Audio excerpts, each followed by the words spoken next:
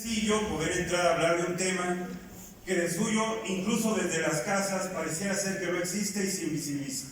La violencia. Si yo pregunto a unos padres de familia, oye, ¿en tu casa hay violencia? No, ¿cómo crees? ¿De veras? No. Yo trato re bien a mis hijos, no, olvídate. En la noche llego, me siento con ellos, hago la tarea. Oh, qué bien. ¿Y tu esposa? No, hombre, yo la amo. Si supieras, me pongo a lavar y a planchar junto con ella. ¡Ah, caray! Ese hombre, ¿dónde está? ¿De veras? Y la verdad es que nadie queremos decir de la violencia que existe en nuestra casa. Todas nuestras casas tienen violencia porque está normalizada y está naturalizada. Entonces quiero hablar acerca de la violencia en una primera etapa, un poco para hacer el encuadre que me permita a mí disertar cuál es el modelo que queremos tener en Michoacán, aquí en Tlalpujahua y en muchos lugares que me parece que hoy están sufriendo de este gran problema que se llama violencia, pero que también la violencia está acompañada de la discriminación, es decir, de la diferencia de trato social que se da entre las personas. Pero no es solamente la violencia y la discriminación, sino también la invisibilidad que se dan a estos fenómenos sociales, pero también al estigma y al prejuicio con lo cual se va construyendo estas cuestiones. Entonces, sí es importante que podamos hablar de todo esto. Un segundo momento, yo quiero hablar acerca de qué tendríamos que hacer. ¿Qué tendríamos que hacer los padres? Pero sobre todo, ¿qué tendríamos que hacer los hijos?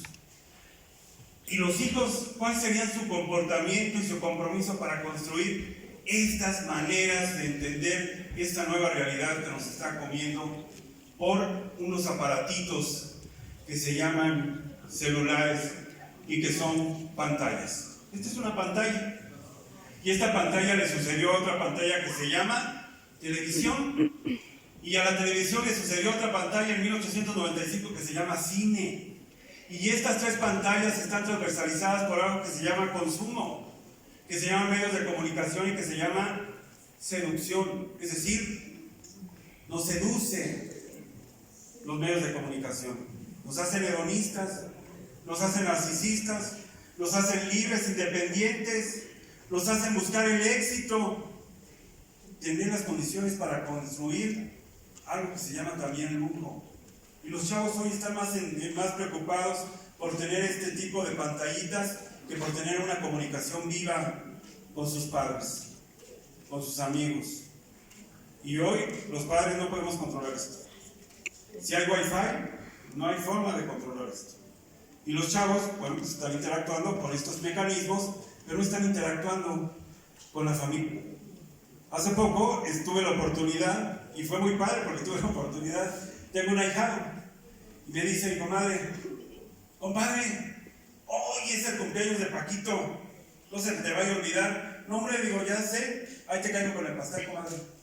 Y en efecto yo llegué a las 8 de la noche. A las 8 de la noche llegué como estaba planeado. Yo tengo muchas actividades, traigo una agenda muy cargada, de tal suerte que le dije a las 8 de la noche, y ahí nos vemos los tres. Sí, va. Tú, el chocolate, comadre, sí, y el chiquillo también, sí, también, compadre, yo caigo. 8 de la noche, sí, ahí voy. Sale corriendo mi comadre, me abre la puerta, nos sentamos a platicar en la cocina, porque es en la cocina el espacio natural de las mujeres. Las mujeres mandan en la cocina, los hombres mandamos dentro del espacio que recibe la sala, el comedor, pero la cocina es de dominio de la mujer. Entonces ella me invitó a pasar a su cocina donde ella tiene dominio, y ahí nos sentamos. Es una mesita chiquita, vive en una casa pequeña mi comadre, y mi ahijado estaba arriba. Digo, oye, ¿será que yo vaya a saludar a mi ahijado? No, ahorita baja, mientras hace espuma el chocolate. Y esperando a que hiciera espuma el chocolate y a que bajara Paquito, pues se dieron las 9:30 de la noche. Y digo, oye, comadre, yo me tengo que regresar porque mañana tengo una intervención a las 8 de la mañana en Apatzingán y eso me obliga a pararme a las 5 de la mañana. Necesito irme a dormir. No, hombre, espérate, aguanta. Pues ya sabes cómo son los chiquillos, debe estar con la novia y cotorreando. Bueno, me espero otra media hora. 10 de la noche, no manches, comadre. Ya tengo sueño. háblale, o grítale, o miéntale, ya sabes qué, pero que baje. Y entonces, mi comadre, proba como es, me dice, o le dice, Paco, hombre, baja, te está esperando acá tu padrino. Pues Paco nunca dijo ni sí ni no, y abrió la boca, y si la abrió, cuando tenía cerrada la puerta, pues ni supimos. Y entonces seguimos hablando y le dije, mira comadre, tú tienes un grave problema, tu hijo trae de última generación esto.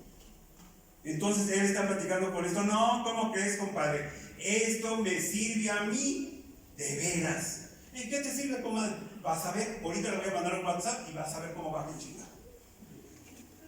Le manda el WhatsApp. Paco, te estamos esperando. Microdécimas de segundo baja la contestación. Entre comillas y subrayado. ¡Qué bien chingas, ma! Eso es lo que estamos haciendo con la tecnología. Entonces, estos dos temas quiero abordarlos con ustedes, que nos permitan saber en dónde estamos parados. Primero, cuando se habla de violencia, nos tiene que quedar claras varias cosas, muchachos. La violencia es una simetría de poder. Es decir, hay alguien que tiene mayor poder, no necesariamente físico. Puede ser un poder económico, puede ser un poder político, puede ser un poder físico, verbal. Y entonces, lo primero que tenemos que advertir es que la violencia es una simetría de poder. Pero esa simetría de poder se puede manifestar en varias partes, en varias cosas. Puede haber una violencia física, sí, porque una persona agarra y a otra le dice improperios, le dice la denosta, le dice cosas hirientes. Pero estas cosas hirientes, que también son golpes al alma y al corazón, son también igual, golpes físicos. La maltrata. Entonces tenemos una violencia física expresada no solamente en este golpeteo verbal, de denominar para dominar. Óiganlo bien, miren cómo es el efecto. Yo denomino, cuando yo digo gorda, estoy también, o enana, como dice acá la compañera. Ay, compañero, es que de repente te viene el hocico. Sería por eso, pero no, aquí es un caballero. Muy bien, y entonces, denominar domina. Es decir, si yo digo gorda o enana, estoy denominando, pero a la vez estoy dominando. Entonces, esta violencia física expresada en esta visión de someter a través de los golpes, pero también puede someter a través del discurso. Este discurso que es peyorativo y este discurso que finalmente excluye. Violencia física, violencia verbal que va a estar unida, violencia económica. Le quitamos la torta a nuestro compañero, no la comemos y todavía tenemos el pescado de decirle, le faltaron chiles en vinagre, pide a tu madre que le ponga más. Todos estos elementos también están generados a través de una violencia psicológica. Y esta violencia psicológica va minando la actitud que tiene la gente dentro de su corazón, dentro de su alma, dentro de su cuerpo. Y hay cosas que no se borran, que te digan desde chiquillo que no sabes, que no puedes, que no entiendes, que no lo consideras, que además eres mujer y que no vas a poder, genera un gran detenimiento en el desenvolvimiento y el desarrollo que puede tener una persona. Todo este tipo de violencia está acompañada también de otras violencias. El acoso que tiene que ver también con esta visión entre pares. Es decir, el acoso o el bullying también se manifiesta de manera permanente en los centros escolares. Les voy a contar algo que hace muy poco sucedió. Un niño gordito, pecosito, blanquito, chaparrín, pero gordo, estaba en su escuela, estaba en la secundaria, y estaba disfrutando de su torta, una torta que habían hecho de frijoles con queso y sus rajas en vinagre. Pero era un niño que era acosado por niñas, ojo, y era un niño acosado por niñas. O sea, las niñas también tienen su carácter. Y el carácter se forma cuando podemos dominar nuestras emociones y nuestras pasiones. Eso es carácter, cuando podemos dominar. Pero estas niñas lo acosaban y cada vez que lo veían le decían pelota, ceboso, gordo, guayaba, apestoso.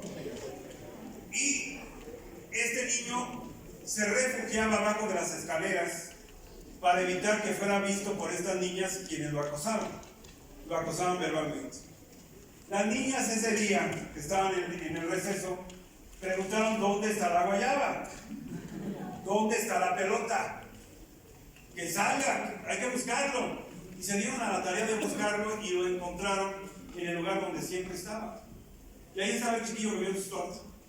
Y cuando el chiquillo se percató de estas niñas, lo único que hizo fue salir corriendo. Pero al salir corriendo tropezó. Y en ese tropiezo se atragantó, es decir, broncoaspiró. Las niñas no sabían que el niño ya estaba muerto en el momento en que empezaron a subirse a su dorso, porque siendo pelota rebota. Entonces si rebota hay que utilizarlo para jugar. El niño ya estaba atacado, ya estaba negro, porque había broncoaspirado. Las niñas no se dieron cuenta, siguieron jugando como si realmente fuera un objeto. Y hoy pareciera ser que los cuerpos de los niños, de las niñas, de los jóvenes, de los adolescentes, de los mayores, somos mercancías, porque se puede disponer de ellas al antojo. Y hoy esas niñas están pagando sobre una situación que es muy compleja. Primero, no pueden ir a la cárcel. Hay un centro especial para poder atender estas situaciones. Y la reflexión es: la violencia física, ¿hasta dónde puede llegar? No solamente a denostar tu cuerpo, sino a destruir tu cuerpo, a matar tu cuerpo,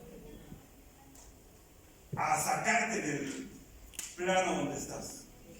Entonces necesitamos pensar que esa violencia debe de ir aminorando.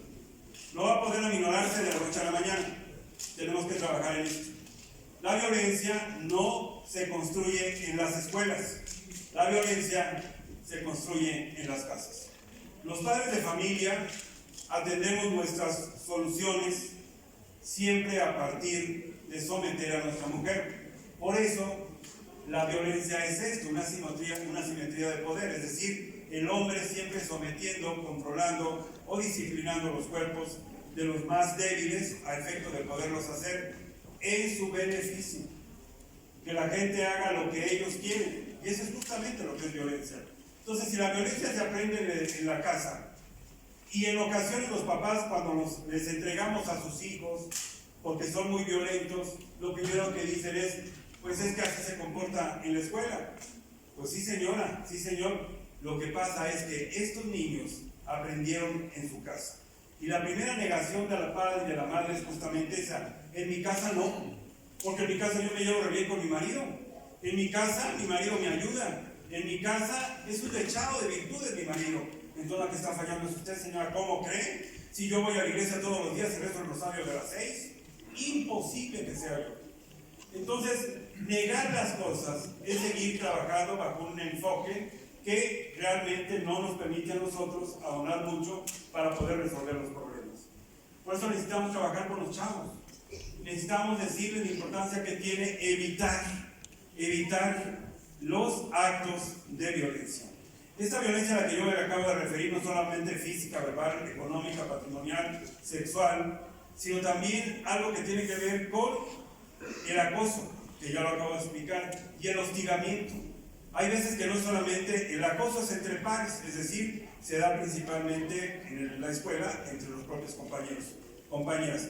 Pero el hostigamiento es la acción de poder que tiene un docente o el director o la directora de una escuela en contra de sus subordinados.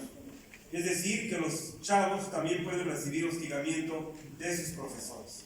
Y estas cuestiones sí las tenemos que atender, porque tanto acoso como hostigamiento son cuestiones hoy tipificadas en el Código Penal como delito, al igual que la discriminación.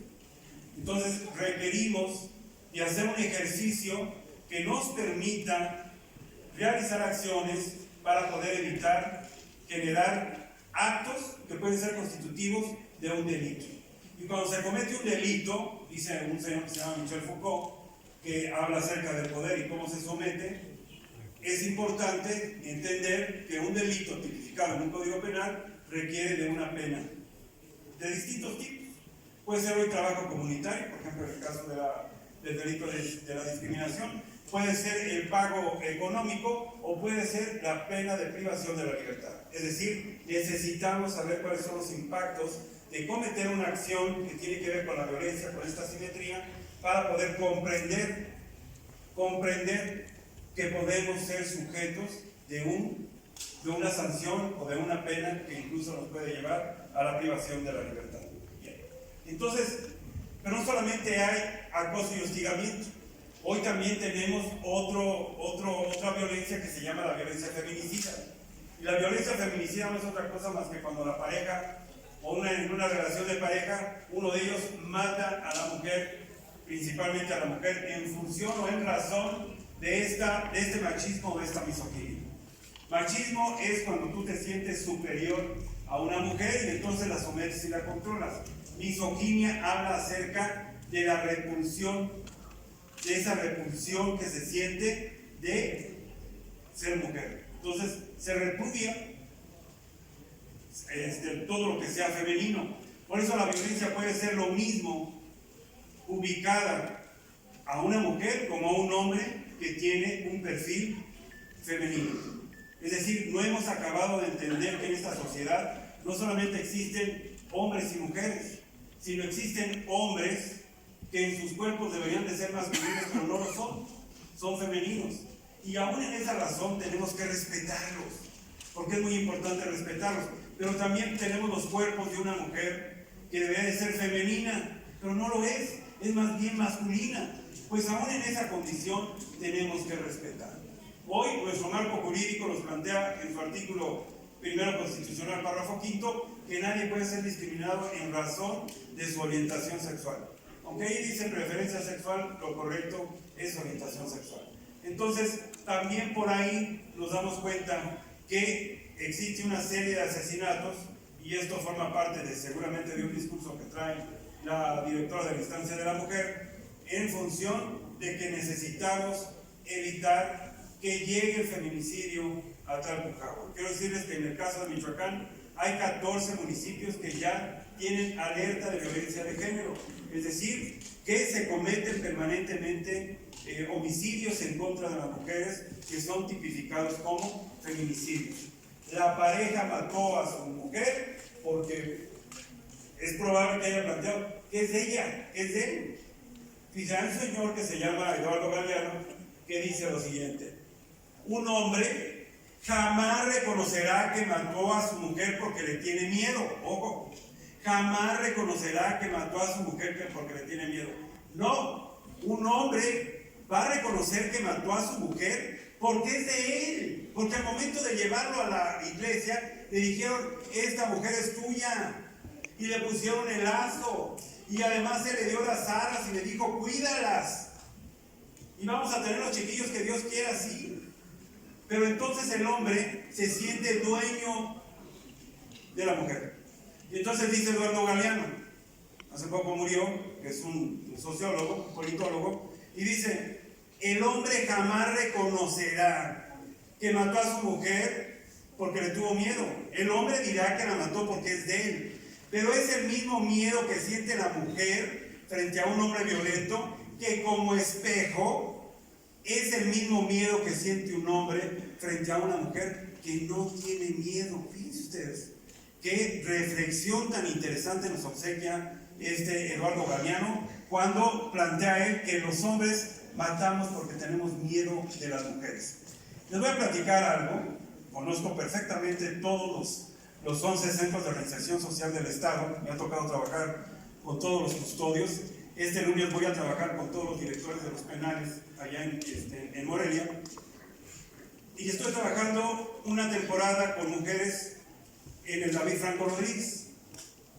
Y en ese actuar hay 99 mujeres. En ese momento había 99 mujeres presas o personas privadas de su libertad, que es el término correcto. Y estoy trabajando con ellas, salvo una que no se juntaba, que estaba ahí y escuchaba y veía, pero no participaba. Y yo le decía a las custodias, tráiganla. ¿Por qué no la traen? Si el tomo está ahí. No quiere. No quiere. Y volví a ir otro miércoles. No quiere. Pues entonces, que se mueva. Quítela de ahí. Tampoco quiere. Puta madre. Entonces, ¿qué quiere? Que ya no venga. ¿Yo? ¿Por qué? Porque usted es hombre. ¿Y eso qué? ¿Es mujer? ¿Y a poco porque es mujer yo le digo que se vaya? Pues sí, le estás diciendo que... Yo no entendía por qué ella no quería que fuera. Hasta mucho después, cuando ya prácticamente yo terminé el proceso sobre el entendimiento de violencia de género, ya me iba, fui al último que salí, es una palapa donde estuve trabajando al aire libre, y ella estaba sentada donde siempre. Y cuando ya me iba con las custodias, se quedó una custodia con ella podía estar todavía tiempo, yo había dado la indicación que ese día solamente iba a trabajar 1 hora 40 minutos, 20 minutos iba a estar trabajando con el director de penal.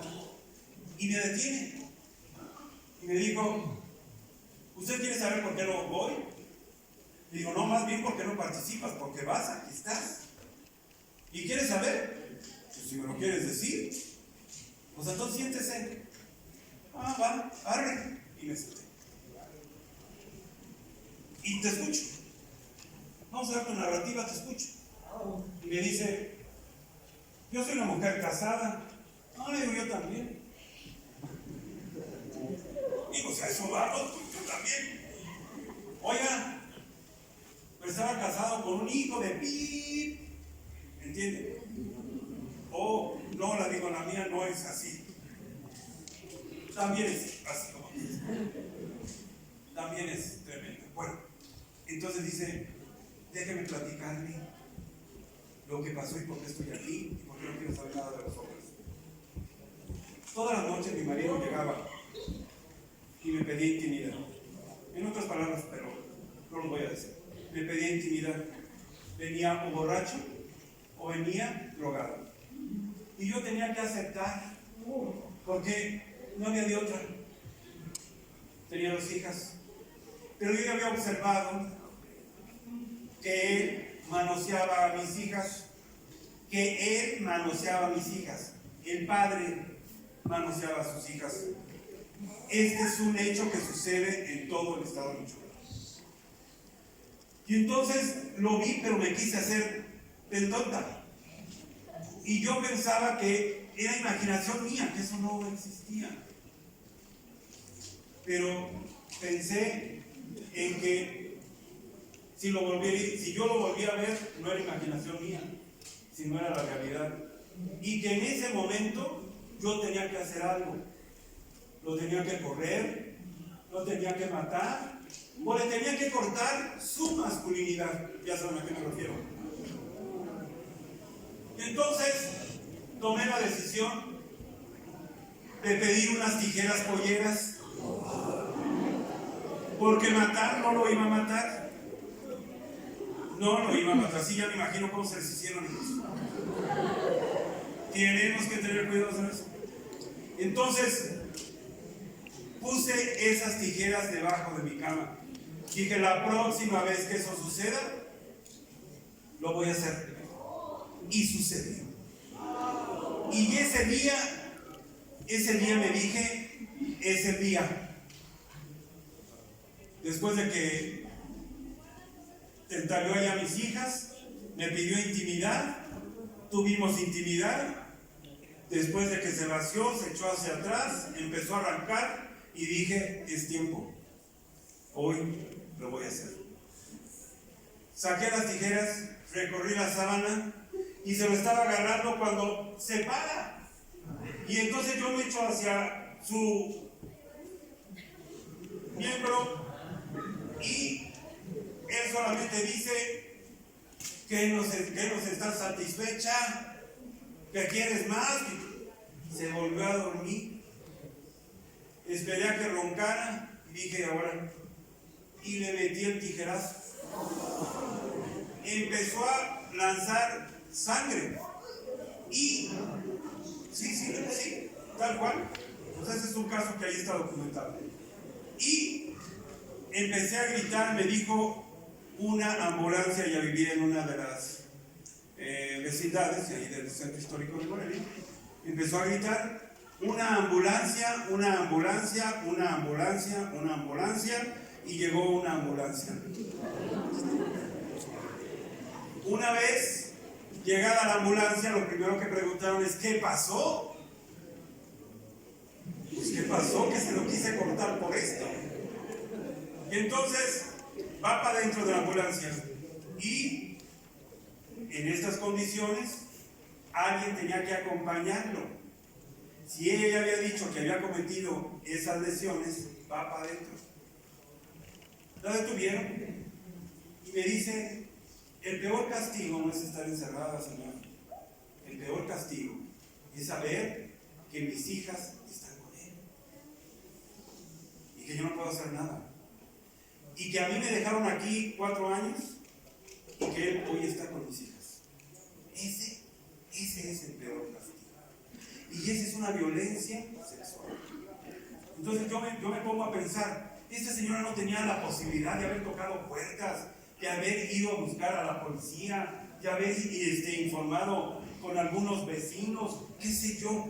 No, porque siempre a la mujer la juzgan y siempre a la mujer no le permiten ser independiente, autónoma, para tomar con libertad sus propias decisiones. Y hoy esa mujer seguramente ya salió, pero vivió un encierro de 4 años que fue peor que si él hubiera estado o lo hubiera matado. Esto no es para que lo repitan, esto lo digo porque es importante ver el impacto que puede tener en una madre el hecho de que sus hijas puedan estar sufriendo violencia sexual por parte de sus padres. Hace poco acabamos de estar en una comunidad que se llama Santa María X. Hay muchas Santa Marías, pero las X necesitan saber cuál. Ahí en Pascua, en donde se están cometiendo muchos abusos deshonestos por parte de los padres con respecto a sus hijos, a sus hijas. Y tuve la oportunidad de precisar estas cuestiones. Es decir, no podemos pensar que esto no va a pasar o que no es cierto. Al contrario, necesitamos estar alertas para poder evitar que esto se genere o se dé en estas condiciones.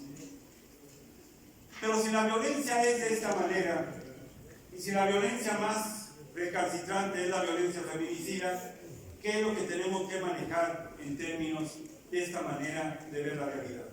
Por ejemplo, hay otra violencia que es simbólica, que no nos damos cuenta, y que la traen los medios de comunicación, y que traen la forma en que se presenta la mujer. Cuando ustedes ven los comerciales, vean en qué posición están las mujeres, cuáles son las mujeres que aparecen y que invisibilizan a muchas otras mujeres.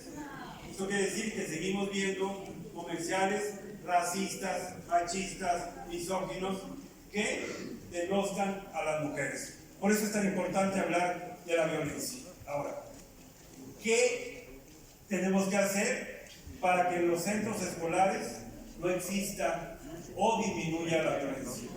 ¿Qué tendríamos que hacer para que las niñas puedan transitar por la calle sin sentir el miedo de que las pueden agredir, no solamente físicamente, sino sexualmente? En una comunidad de Santiago Tangamandapio, en una secundaria, sucedió un hecho que rápidamente se los voy a narrar. Una niña, una adolescente de 13 años, que iba al segundo de secundaria, atravesó la escuela. Detrás de la escuela está la parcela escolar. Y detrás de esa parcela escolar, los niños de repente se juntan a hacer sus corrillos. Es decir, a echarse una chela, o a fumar, o a drogarse. Eran 7 muchachos. Vieron pasar a esta muchacha y la violentaron sexualmente. La violaron, lo siento. Esta violencia paró, desde luego, en una denuncia. Y nosotros fuimos convocados. ¿Por qué? Porque los padres pidieron la protección de la Comisión Estatal de los Derechos Humanos para atender un problema que les parecía no solamente era de los muchachos, sino que era también de los maestros. Nosotros actuamos en contra de violación de los derechos humanos de los servidores públicos con respecto a la población. Me pidieron que hiciera yo una intervención, yo soy el director de Estudios de Divulgación y Capacitación, hiciera yo una intervención con los padres de familia, con los directivos, los padres de familia, con los directivos. Me dijeron, Gerardo, ve, habla con el inspector, habla con las autoridades, el director, sus maestros, y revisa de qué manera podemos solventar esta situación. Cuando yo llegué, estaba en efecto, estaba el jefe del sector, estaba el inspector de secundarias generales, y estaba el director, y estaban todos los maestros, así como están ustedes, uno atrás de otro. Llegué, porque había hablado antes con todos los chavos de la secundaria, llegué, también me senté ahí en el presidio, me presentaron y me paré. Y entonces lo primero que pregunté es, ¿conocen el problema? ¿Saben cuál es el problema? ¿Entienden cuál es el problema? Y entonces al unísono todos dijeron, sí, ¿de veras lo conocen? ¿Cuál es el problema? Y entonces nadie quería decir, pero animaron a uno, tú, Pedro, Juan, varios, tú dile. Y se levantó un maestro, dijo, sí, pues una alumna fue abusada sexualmente por algunos alumnos. ¿No? ¿Ese es el problema? Sí, fíjense, es un problema de dos. ¿Y ustedes creen que ese sea un problema de dos? ¿Solamente de la alumna y de los niños? No. Es un problema de más. Es un problema de las autoridades de la escuela. Es un problema de los padres de familia. Es un problema de la comunidad. Y es un problema que tenemos que resolver desde un punto de vista, dice la teoría, holístico, es decir, integral. Porque si lo hacemos para resolverlos entre dos, todos los demás no tenemos culpa, y al contrario, todos tenemos culpa. Cuando una área se muestra insegura, la autoridad educativa tiene que poner algunas acciones para evitar que esas áreas que son inseguras se puedan volver, al contrario, seguras. Por eso dentro de por ejemplo, de la alerta de violencia de género, uno de los ejes transversales es poner bombillas, es decir, iluminar todo Michoacán. ¿Por qué? Porque muchas colonias, muchas calles no tienen luz, y las mujeres aún así tienen que caminar por esas calles oscuras, y eso genera miedo, y eso genera el aprovechamiento de pandillas o de personas que abusan en contra de las mujeres, incluso de los propios hombres, y pueden arriesgar la vida. No es solamente las cuestiones sexuales, también pueden atentar contra la vida de un ser humano. Entonces, como ven ustedes, hay una serie de elementos que tenemos que estar cuidando. Entonces, para ir ya avanzando en cerrar este segundo bloque. Cuando nosotros hablamos de cómo resolver estos problemas, lo primero que nos tiene que quedar claro es que no es un problema que se resuelve en la escuela, cuando menos no solamente en la escuela. Las cuestiones de violencia tienen que ser abordadas en familia. El padre y la madre tienen que hacer acuerdos que les permitan a ellos definir una disciplina. ¿Qué es disciplina? Definir las reglas sobre las cuales los hijos y los padres tienen que convivir. Por eso hemos puesto la paz y la convivencia social. Requerimos de que haya acuerdos, y de que esos acuerdos devengan primero de una disciplina que tenga una serie de reglas, y que esas reglas se vuelvan hábitos, y que esos hábitos nos den la oportunidad de poder tener actos de convivencia. Si no lo hacemos así, difícilmente vamos a lograr transitar a otro estadio sin violencia. Es decir, 9 de la noche, viernes, el papá llega cansado de hacer esferas, La mamá, como siempre, rebosada dentro de la cocina, queriendo hacer un cafecito o unas agüitas para cenar. Ricas, unas enchiladas mineras. Y estamos ahí todos esperando. Pero llega alguien, algunos de ustedes, por cierto. Pa, ¿qué? Usted quiere ir al antro, pues, allá en Marabatío van a hacer un aniversario de la Poderosa y allá hay un montón de más. Yo quiero ir. ¿A dónde van, muchachos, hijo de...? Y dice la tarea, no, pero mañana es sábado. ¿Sacaste al perro a mí? No, pero mañana sí. Pobre perro, ¿se lo amarraron o qué? Entonces, la respuesta del papá es: dile a tu madre. Y ahí van. Es más fácil. Sabemos cómo controlarla. Ma, ¿me dejas ir? Dile a tu padre, pues dice que tú. Pues entonces vete. Nada más ahí cuídate, ven para darte la bendición. Pero no tengo dinero ni te voy a dar. No, ni necesito, ma. Yo aquí traigo.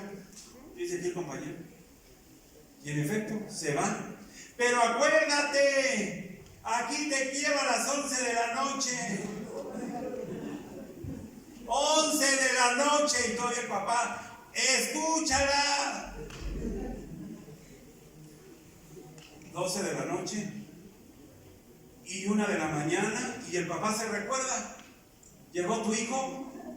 No, pues todavía no llega. ¿Por qué no vas y lo buscas? Te dije, eres una alcahueta consentidora. ¿Para qué lo dejabas ir?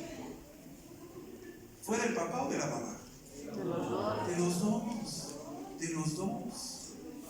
De los dos. Entonces, el chiquillo llega. Díganse ustedes, llega en un perfil que ahorita lo voy a definir. Llega, como dicen aquí los compañeros, Pedro. Llega vaciado, y quien entendió, entendió. Llega, en el mejor de los casos, sin haberse echado algún ácido o alguna sustancia de estas que hemos escuchado, que sabemos, pero que no tengo por qué expresarlas. Son las 5 de la mañana. Y la mamá se para porque escucha el...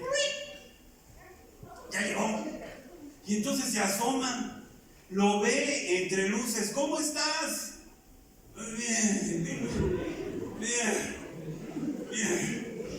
Ahí va de un lado a otro, agarrándose de aquí, de la silla, de la mesa, hasta que para en la cama.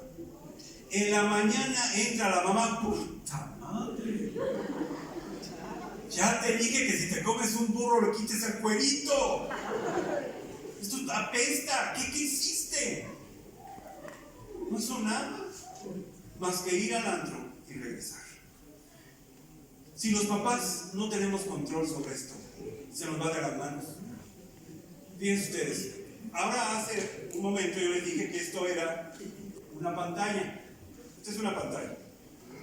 Atrás de esta pantalla hubo otra. En los años 1950, se crea una televisión, y la televisión nos metió a todo el mundo a nuestras casas. Antes de esa pantalla hubo el cine en 1895, donde estaban así como estamos todos nosotros, los ricos, los pobres y los que administraban la riqueza de los ricos. De mi gracia lo que pasó aquí en 2 estrellas. Igual. Y los 4.500 trabajadores que había en esa fábrica todos los días. Pero cuando había cine, todo se juntaba. Y ahí no había más que de una: observar un cine mudo, observar la exaltación del poder y observar un solo tema en blanco y negro. Ahí están todos. A la vuelta de los años, con la televisión, nos metieron a las casas. Y el papá tuvo el control de la familia absoluto. Y decía a qué hora se prendía y a qué hora se apagaba la televisión. Y también decía quién veía qué programa y quién dejaba de ver ese programa. Es decir, nos daba a los padres ese gran poder para poder controlar y manejar o disciplinar a todos los hijos. Cuando aparece esto, y en estos modelos neoliberales que vivimos después de los años 80, cuando aparece esto en los inicios de este siglo, con estas nuevas tecnologías, a todos los chavos nos hicieron libres e individuales. Yo no necesito que mi papá me diga a qué horas prendo esto, porque yo lo puedo aprender y yo sé qué temas quiero ver. Los temas ya no me va a decir mi papá, no veas eso, porque eso yo lo puedo ver. ¿Por qué? ¿Qué hizo esto? ¿Cómo se hizo esto? Hubo un proceso. Y fue el haber introducido desde el mercado una serie de elementos que nos volvieron hedonistas. ¿Qué es el hedonismo? El hedonismo es sentir placer, no solamente de acumular, sino placer de las cosas que puedo tener. ¿Qué cosas? El alcohol, el cigarro, el sexo, la droga y las marcas. Todo esto en su conjunto nos hace hedonistas. Y el mercado y los medios de comunicación nos seducen para tomar estas decisiones. Entonces, los padres debemos de estar muy atentos, muchachos, muchachas, tenemos que estar muy atentos de cómo hacemos compromisos con nuestros hijos para poder evitar que se den estas formas de expresión que hoy están generando mucha violencia. Entonces, esto que nos hace hedonistas nos vuelve también narcisistas. Cuando yo volteo y le digo al otro, ¿y tú? ¿Tus tenis? No, pues, ¿qué? Pues esos son del mercado, no manches, mira. Estos los compré en Coppel, 60 meses sin interés, aunque me cobren todos los días, todas las mañanas. Entonces, del narcisismo o del hedonismo nos pasamos al narcisismo y nos pasamos a las cuestiones de individualidad y a las cuestiones relacionadas con la libertad. Y todo esto, en su conjunto, nos hace que tengamos valores individuales y que perdamos nuestros valores colectivos, de cooperación, de colaboración, de solidaridad, de jornadas, de participación dentro de la comunidad, dentro de la familia, dentro de la escuela. Es mucho más difícil. Entonces requerimos de mucho trabajo dentro de la casa para poder formar en valores, en principios y en virtudes sociales a nuestros hijos. Pero si los hijos no están, llámense hombres y mujeres, no están dispuestos a hacer transformaciones o cambios dentro de su modelo de familia, difícilmente esto va a mejorar en las áreas de convivencia en la escuela. Por eso, la importancia de la comunicación es fundamental entre los padres y entre los hijos. Hay un concepto que voy a manejar más tarde, que se llama cohesión social. Los padres necesitamos tener confianza con nuestros hijos. Los hijos necesitan tener confianza de sus padres, no de terceros, salvo los maestros. Porque los hijos pueden también refugiarse en un maestro, en una maestra para pedirles información, eso es correcto.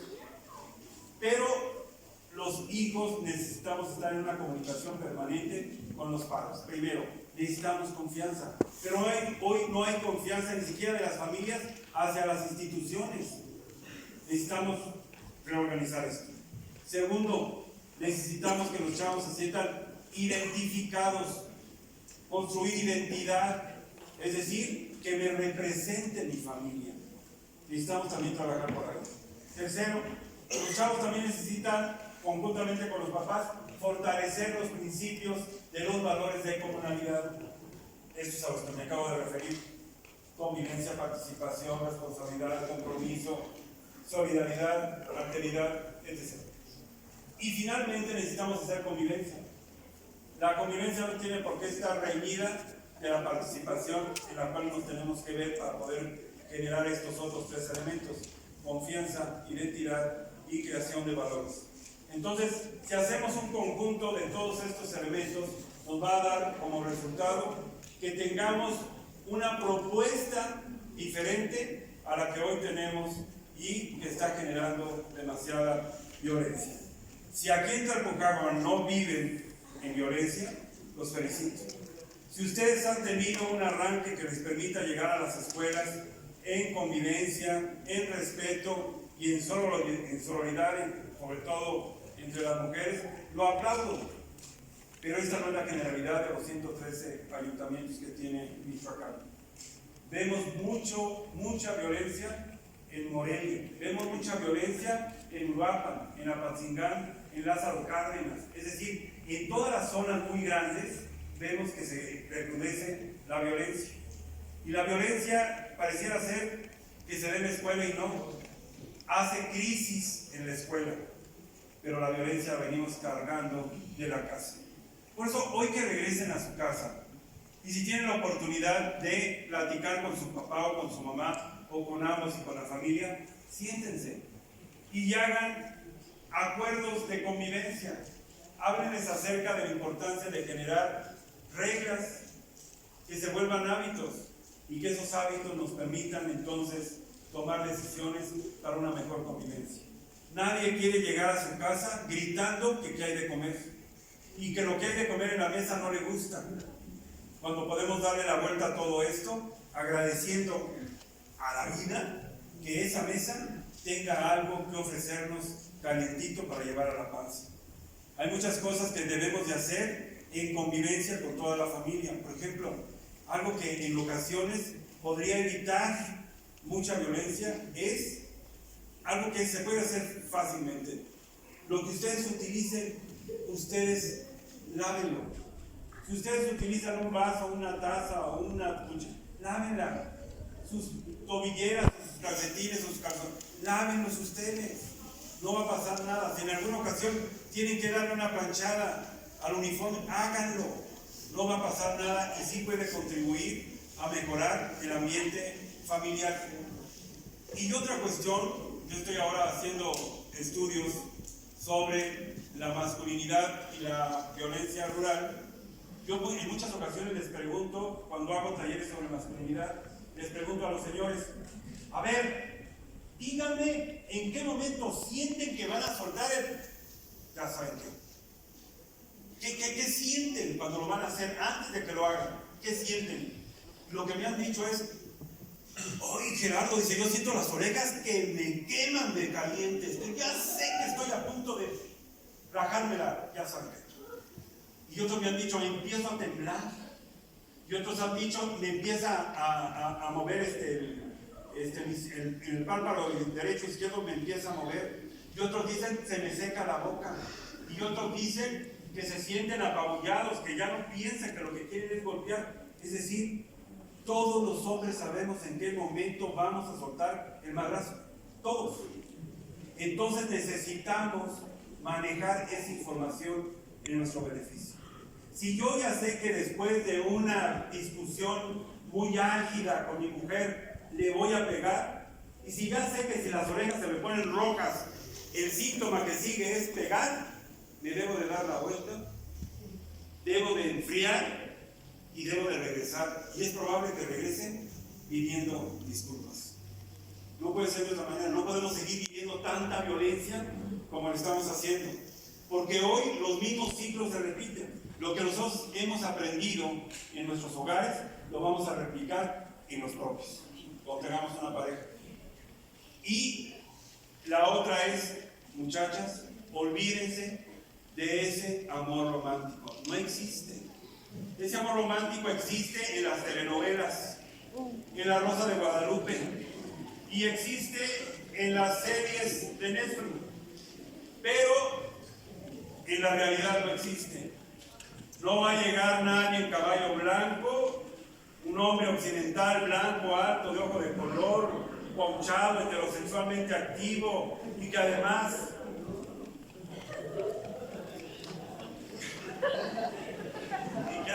como dicen acá los muchachos, le entra bien.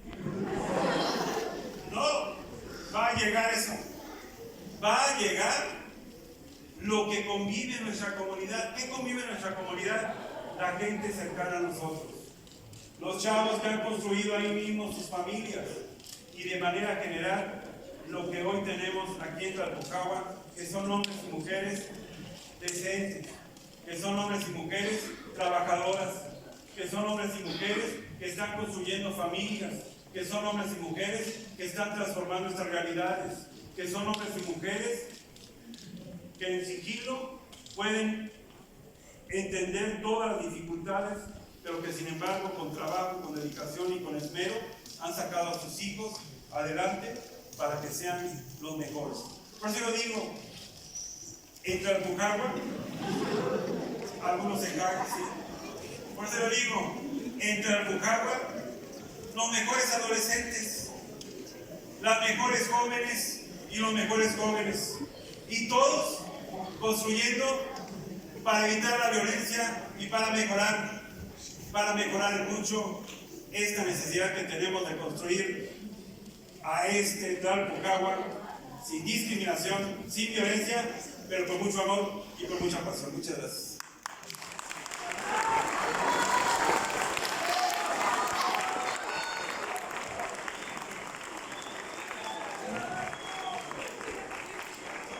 Fuerte el aplauso para el maestro Gerardo Andrés Herrera Pérez, por favor.